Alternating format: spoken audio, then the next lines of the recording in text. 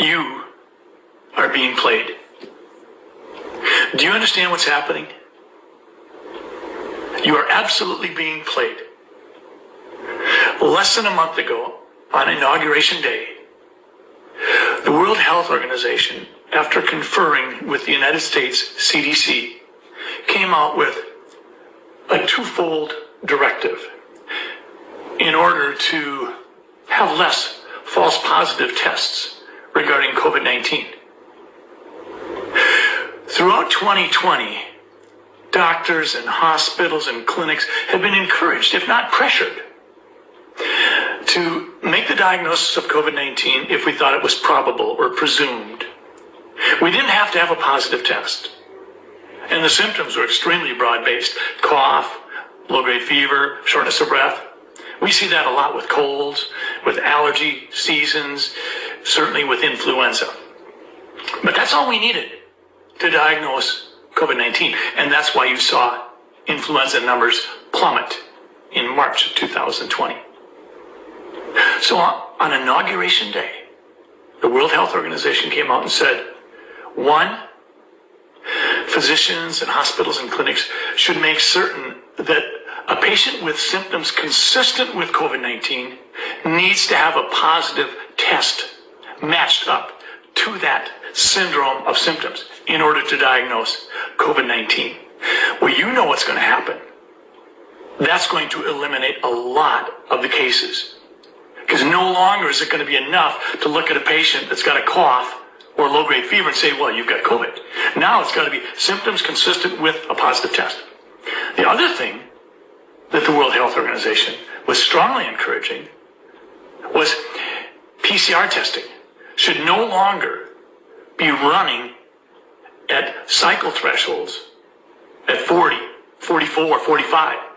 It should be reduced into the realm of what we normally would use. Understanding that PCR was never created to diagnose a viral disease.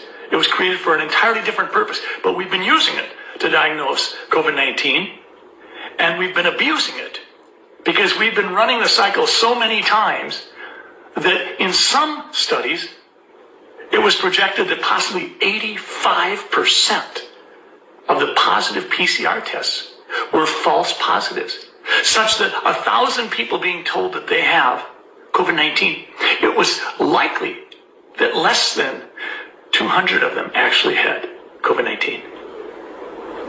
So there you have it. Two things happened on Inauguration Day that were virtually guaranteed to lower the number of cases of COVID-19. Was it politically motivated? Can we trust politicians and appointed bureaucrats? We've seen Governor Newsom out of California say the CDC says we can open up the schools and we don't have to have teachers vaccinated in order to do so safely. We've seen New York leaders say the same thing. We've seen Governor Cuomo come out and say, well, if we don't open stuff up now, there won't be anything to open up when we finally do. All right. I think I've heard that before. We're seeing data previously distorted willingly, now being told, don't do that. I have been saying this for darn near a year, and I am disgusted with the kind of treatment the American people are getting. The fact of the matter is, we should have our schools open. You're going to see governors now sort of pandering to the public opinion, and they're going to do things. And they're going to boast and run victory laps that they didn't earn. Because what they did do and the damage they did cause shouldn't have happened, but it did. And on Inauguration Day, finally, there were a couple of steps taken to rectify an unbelievably corrupt set of diagnostic criteria by which to make the diagnosis of COVID-19. And another thing, we're seeing a remarkable drop in the percentage of total U.S. deaths caused by cancer and heart disease. I wonder why. Do you think we found the cure to cancer and heart disease? You're being played. Have a good day.